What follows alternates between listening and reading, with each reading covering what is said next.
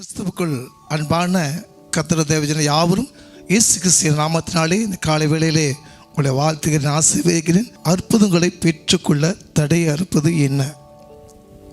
இந்த ஆசீர்வாதத்தை பெற்றுக்கொள்ள தடையாக இருக்குது 3 காரியத்தை நான் சொல்லி கடந்து போகிறேன். அதுக்கு முன்பாக ஒரு வசனத்தை வாசி. மத்தேயு 21:22 வசனங்களை வாசிப்போம். மேலும் நீங்கள் விசுவாசம் உள்ளவர்களாய் ஜெபத்திலே எவைகளை கேட்பீர்களோ அவைகளை எல்லாம் பெறுவீர்கள் என்றார். விசுவாசம் என்பது நம்பிக்கை. நிச்சயமா கர்த்தர் செய்வார், நடத்துவார், தப்பு வைப்பார். மிகப்பெரிய ஒரு ஆச்சரியமான காரியங்களை கர்த்தர் செய்து கொடுத்தார். விசுவாசிகளுக்கு எல்லாம் கூடும். 38 வருடமாக வியாதிப்பட்ட ஒரு மனுஷனை கர்த்தர், உன் பாவம் மன்னிக்கப்பட்டது, நீ போ, இனி பாவம் செய்யாது சொன்ன மாதிரி அவன் விசுவாசித்தான், ஆண்டவர் ஏற்றுக்கொண்டான், அற்புதத்தை பெற்றுக்கொண்டான். 2வது காரியம், 12 வருடமாக ஒரு உதிரிப்போக்களை ஒரு பெண் பலவீனப்பட்டு டாக்டர்லாம் கைவிடப்பட்ட நிலைமையிலும் பலவீனப்பட்ட போதும் இயேசுவிடத்தில் வந்தாங்க. அந்த வஸ்திரத்தில் ஓரமாய் தொட்டவனை அந்த பலவீனத்தை கர்த்தர் நீக்கி போட்டார். இப்படி அநேக காரியங்கள் விசுவாசித்தால் தேவனுடைய மகிமை காண்பாய். கீழ்ப்படிந்தார்கள். கர்த்தருடைய வார்த்தை கேட்டவனை அவங்க என்ன பண்ணாங்க? சுகம், அற்புதம் பெற்றுக்கொண்டார்கள். இப்போ தடையாக இருக்குது 3 காரியம். நீங்கள் என்ன செய்யணும்? முதல் காரியம், நீங்கள் தேவனுடைய பிள்ளைகளாக மாறப்பட வேண்டும். விசுவாசிக்கணும், தேவனுடைய பிள்ளையாக மாறப்பட வேண்டும். 2வது, அவருடைய வசனத்துக்கு கீழ்ப்படியணும். யோவான் 8:32 சத்தியத்தை அறி சத்தியம் உங்களை விடுதலையாக்கும். எப்போ அந்த வசனம் கிரியை செய்யணும்? வேத வசனத்தை வாசிக்க என்ன செய்யணும்? அந்த வசனங்கள் ஜீவனும் வல்லமை உள்ளதாக இருக்கப்பட வேண்டும்.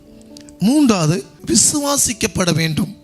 இந்த 3 காரியம் செய்யும் போது அற்புதங்கள் தடைபெறாதபடி கர்த்தர் உங்கள் வாழ்க்கையிலே செய்து முடிப்பார். ஆபிரகாம், ஈசாக்கு, யாக்கோப்பு பெரிய ஒரு ஐஸ்வர்யமாக இருந்தாலும் கர்த்தருடைய வார்த்தைகளுக்கு என்ன செய்தாங்க? கீழ்ப்படிந்தது. அவங்க உத்தமத்தில் நடக்கப்பட்டார்கள். அதனால கர்த்தர் அவங்க பெரிய ஐஸ்வர்யமான தேவன் மாற்றி கொடுத்தார். ஏழையாகட்டும், ஐஸ்வர்யர் யாராகட்டும், நீங்கள் தேவனை விசுவாசித்து அவருடைய கட்டளை கீழ்ப்படியும் போது உங்களை கர்த்தர் வைத்துவார். பேதுரு என்று உங்களுக்கு தெரியும். 12 சீசர்களை பேதுருவை கர்த்தர் தெரிந்து கொண்டார். அவங்களுடைய பிறப்பு வளர்ப்பு எல்லாமே கடலில் தான் வாழ்ந்தார். ஒரு நாள் பேதுரு படகுல போய் இரவு முழுசும் தன் வலையை விரிச்சார்.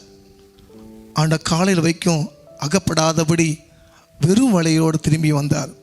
இது இயேசு பார்த்தார்.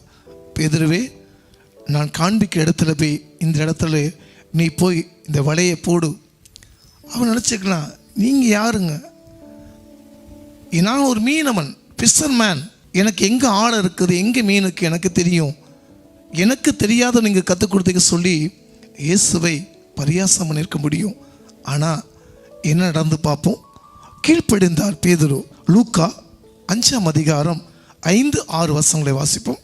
அதற்கு சீமோன், ஐயரே, ராம் முழுவதும் நாங்கள் பிரயாசப்பட்டும் ஒன்றும் அகப்படவில்லை. ஆகிலும் உம்முடைய வார்த்தையின்படியே வலையை போடுகிறேன் என்றான். அந்தபடியே அவர்கள் செய்து தங்கள் வலை கிழிந்து போகத்தக்கதாக மிகுதியான மீன்களை பிடித்தார்கள்.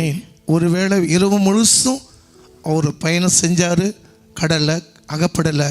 ஆனால் வார்த்தை கீழ்ப்படிஞ்சவனை அற்புதம் பெற்றுக்கொண்டார். தேவனால் கூடாத காரியம் ஒன்றுமில்லை. கர்த்தர் உங்களை கொடுத்து ஒரு தரிசனம் வைத்திருக்கிறார்னா அதை அப்படி நிச்சயமாக செய்து முடிப்பான். கர்த்தரை தேடுவதற்கோ ஒரு நன்மையும் குறைபடாது. நிச்சயமாக உன் குறைவெல்லாம் கிறிஸ்து இயேசுவுக்குள் மகிமையினால் நிறைவேற்றி கொடுப்பான். இந்த குண அதிசயங்கள் மாற்றினாதான் இந்த அற்புதங்களை நம்ம என்ன செய்ய முடியும்? பெற்றுக்கொள்ள முடியும். நீ விசுவாசித்தா தேவனுடைய மகிமை காண்பாய்.